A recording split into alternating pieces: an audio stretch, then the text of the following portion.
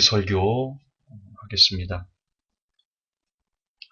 오늘 이 설교의 제목은요, 죄악이 완성되면 그대는 죽는다. 죄악이 완성되면 그대는 죽는다. 그런 제목입니다. 창세기입니다. 창세기 15장 16절. 여러분 가지고 계신 성경을 펼치시고요. 창세기 15장 16절을 펴시기 바랍니다. 다 찾으셨지요? 제가 대독하겠습니다. 내 자손은 4대 만에 이 땅에 돌아오리니 이는 아모리 족속의 죄악이 아직 관영치 아니함이라 하시더니, 하나님께서 이스라엘 백성들을 건지시겠다 약속하셨습니다. 그런데 이스라엘 백성들이 아직 그 애굽에 있는 상태에서도 그들을 건져내지 않고 기다리십니다. 그 이유가 무엇이냐면 하나님께서 이스라엘 백성에게 주시고자 하는 그 땅에 있는 백성들의 죄가 아직 관영치 않았다. 아직 다시 말해서 완성되지 않았다, 이런 의미입니다. 여기서 죄악이 관영하다 해서 이 관영치가 원어로 샬렘이라고 있습니다. 뜻이 뭐냐면 완성된 이란 뜻입니다. 완성된. 그러니까 이걸 원어의 뜻을 살려서 해석해보면 이런 의미입니다. 내 자손은 4대 만에 이 땅으로 돌아오리니 이는 아모리 족속의 죄악이 아직 완성되지 아니하였기 때문이다. 이렇게 말씀하십니다.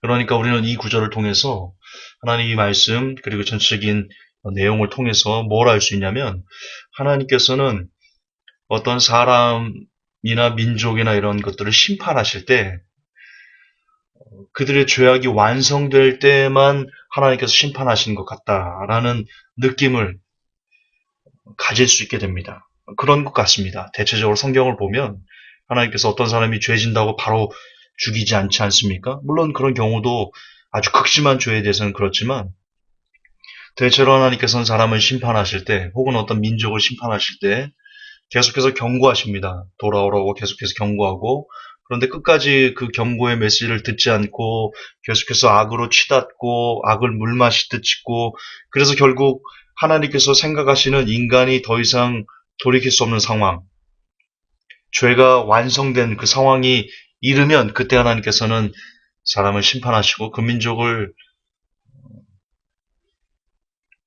말씀에 따라서 공의에 따라서 판단하신다, 심판하신다. 우리가 그렇게 성경을 통해서 이해할 수 있습니다. 그렇습니다. 인간의 죄가 완성되는 단계가 있다 말씀하십니다. 가령 소돔과 고모라를 심판하실 때 예를 보면요, 하나님께서 이렇게 말씀하십니다. 아브라함에게 정말 그 소돔과 고모라에서 들린 그 얘기처럼, 그 들린 것처럼 죄악이 그렇게 관영한지 내가 보러 간다. 즉 죄악이 완성되는지 내가 보러 간다. 이런 말씀을 하시거든요. 그리고 완성된 것을 어떻게 확인합니까? 예, 실질적으로 천사들, 하나님이 보낸 천사들을, 그들이 남자였는데 남자가 남자를, 처음 본 남자를 끌어내라. 우리가 상관할 거야. 저 사람 강간할 거야. 이런 말을 듣고 그제서야 죄악이 완성됐다라는 것을 확신하고는 거기에 불을 내리게 됩니다. 지금 우리의 삶도 동성애 물꼬리 너무나 거대하죠. 이거를 뭐 반갑다. 왜냐하면 아직 우리나라는 동성애가 창궐하지 않았기 때문에. 하지만 전 세계적으로 동성애의 물결이 너무나 거세고, 곧 있으면 그 동성애가 만연해서, 제가 예전에도 한번 강의했지만 동성애의 완성을 우리가 어떻게 확인할 수 있냐. 과거 롯을, 야 동성애 하지 마, 그거 나쁜 거야 라고 말했을 때 그 롯을 죽이려고 했던 소돔과 고모라의 사람들, 다시 말해서 동성애를 나쁘다고 말하는 사람을 핍박하는, 그리고 그 핍박이 전면적으로 그렇게 말하는 사람 자체를 죽이려고 하는 그런 단계까지 이르렀을 때 동성애의 완성이다. 하나님이 심판하십니다. 그런데 지금 전 세계적으로 동성애를 죄라고 말하는 사람들을 핍박하는 그런 시대에 우리가 살아가고 있습니다. 그만큼 죄악의 끝이, 죄악의 완성이 우리 시대에 치닫고 있다. 이렇게 유추해도 크게 틀리지 않을 겁니다. 하지만 아까 제가 반갑다라는 단어를 썼죠.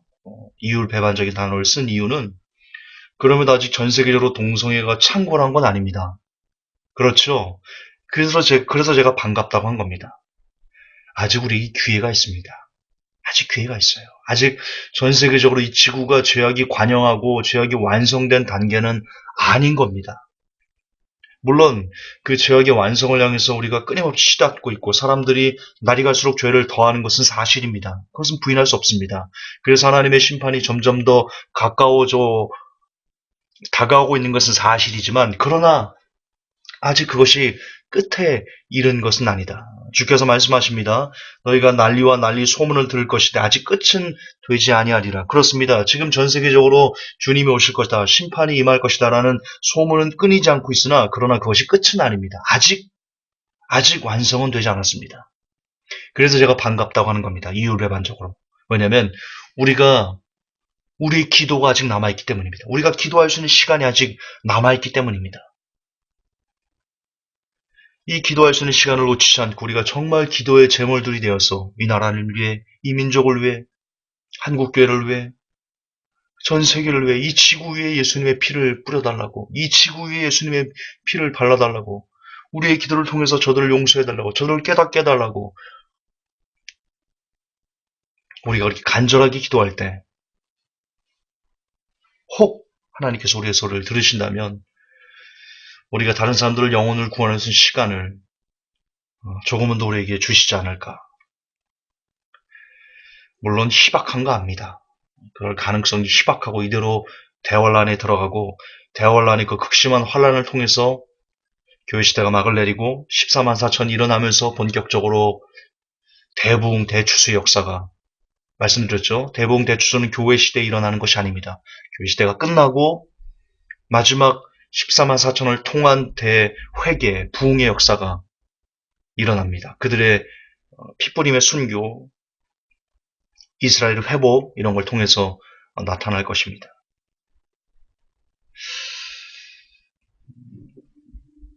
그러나 그렇다고 우리의 사명, 기도의 사명을 여기서 멈춰선 아니 될 것입니다.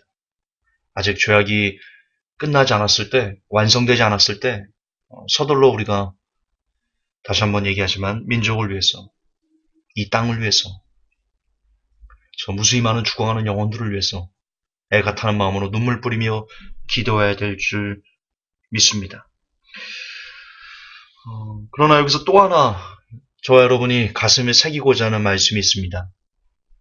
그거는요. 이 죄악이 완성된다는 의미는 비단 어떤 민족이나 어떤 나라나 그 땅에만 국한되지 않는다는 것입니다. 죄악이 완성된다는 것은 여러분 각자, 우리 모두 개개인에게도 똑같이 적용되는 문제라는 것입니다. 그러므로 우리는 두려워야 됩니다. 무슨 뜻이냐? 우리도 역시 죄악을 완성하면 하나님의 심판을 받습니다. 그것을 성경은 양심에 화인 맞은 상태다.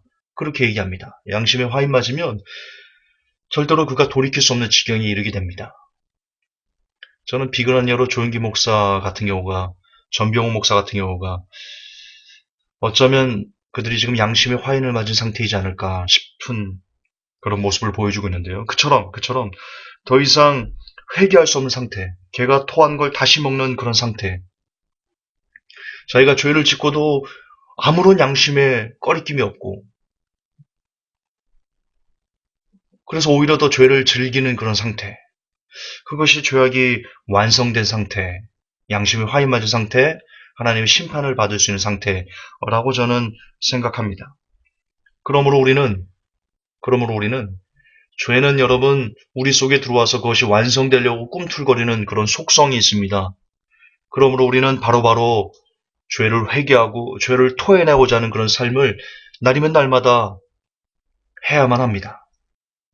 사도 바울이 얘기했죠. 나는 날마다 정과 욕심을 십자가에 못 박는다. 그것이 현재 진행형입니다. 시제를 보면. 즉 사도 바울은 내가 한번 십자가에 내 정과 욕심을 못 박았으니 내가 십자가에 그리스도와 함께 내가 십자가에 못 박혔으니 제가 잘못 얘기했는데요. 내가 그리스도와 함께 십자가에 못 박혔으니 이 구절, 이게 현재 진행형입니다. 사도 바울은요, 내가 십자가에 그리스도와 함께 못 박혔다. 여기서 끝난 게 아닙니다. 완성의 시제를 쓰지 않습니다. 사도 바울은 매일매일 십자가에 못 박는 그런 심정으로 자신을 쳐서 복종하는 그런 삶을 살았고, 우리에게 그렇게 살라고, 두렵고 떨림으로 너희 구원을 이루라고 강권하고 있습니다. 다시 강조하지만 죄는 우리 속에서 그 죄가 완성되려는 속성을 갖고 있습니다. 그래서 우리를 죄의 노예로 이끌어서 결국 마귀가 고난받는 그런 장소, 마귀가 심판받는 그런 장소, 마귀가 고난받는 장소가 아니고요. 마귀가 심판받는 그런 장소인 지옥, 최후의 지옥, 거기에 우리를 끌고 들어가려고 발버둥을 칩니다. 그렇기 때문에 날마다 우리 죄가 우리 속에 역사할 때 그것을 보혈로 씻고 하나님 용서해달라고 하고 그 죄를 돌이키려고 토해내려고 무진장 애를 쓰는, 있는 힘을 다해서 젖먹던 힘까지 죄와 싸우고자 하는, 분투하고자 하는 그런 열정이, 거룩한 열망이 저와 여러분 삶 가운데 있어야만 할 것입니다. 죄를 지적받을 때, 성경을 통해서 나의 죄가 깨닫게 될 때, 기도하는 순간 그동안 내가 알지 못했던 죄악이 성령의 조명으로 드러날 때 우리는 그것을 감춰서는 안 됩니다. 우리는 그것을 드러내고 하나님 앞에 진지하게 고백하면서, 자복하면서, 통회하면서, 눈물 뿌려 울면서 하나님 이 죄가 내게서 떠나게 해주세요라고 매달리는 그런 애달픈 통회 자복 역사가 우리에게 있어야 될 줄 믿습니다. 그렇습니다. 현재 모든 나라에서 죄악이 완성되는 모습을 보여주고 있고 하나님께서 모든 민족과 나라를 심판하시려는 그런 사인이 곳곳에서 들려오는 이때, 이럴 때일수록 저와 여러분들은 더욱더 개인의 죄에 민감해져야 합니다. 그리고 그 죄를 끊는 삶을 살기 위해서 부단히 노력해야 되고요. 그 죄가 우리의 삶 가운데 완성되지 못하도록 막아내는 그런 삶을 경주해야 될 것입니다. 그 방법은 감사하게도 우리에게 알려주고 계십니다. 늘 얘기하는 거지만 기도 말씀입니다. 기도할 때 죄가 끊어집니다. 기도해 보십시오. 경험이 있을 겁니다. 내가 막 죄를 즐기고 싶은 그런 유혹이 올 때도 무릎을 꿇어 10분, 20분, 30분 이렇게 기도가 진행되면요. 그리고 1시간 이상 기도를 하고 멈췄을 때 그 죄에 대한 욕망이 현저하게 사라지는 것을 기도해 보신 분은 경험해 보셨을 겁니다. 이건 제 경험담이기도 합니다. 많은 사람들이 그에 공감하실 겁니다. 역시 마찬가지입니다. 죄의 유혹이 우리를 막 휘어 감을 때 말씀을 묵상하면요. 처음에는 말씀 보는 것이 싫더라도 억지로라도 말씀을 읽으면 한 장, 두 장, 세 장 넘어가는 순간 어느 순간 그동안 내가 죄를 즐기려고 하는 그 마음의 심령 상태가 갈아엎어지는 것을 역시 제 경험담입니다. 여러분도 그런 경험 있는 분들은 공감하실 겁니다. 그처럼 우리가 이 땅에서 내 안에서 죄가 관영하지 않은, 죄가 완성하지 않은 그런 삶의 라이프 스타일을 유지한다는 것은 내가 얼마나 기도와 말씀에 전력 투구하는 삶을 사는가에 달려있다는 것입니다.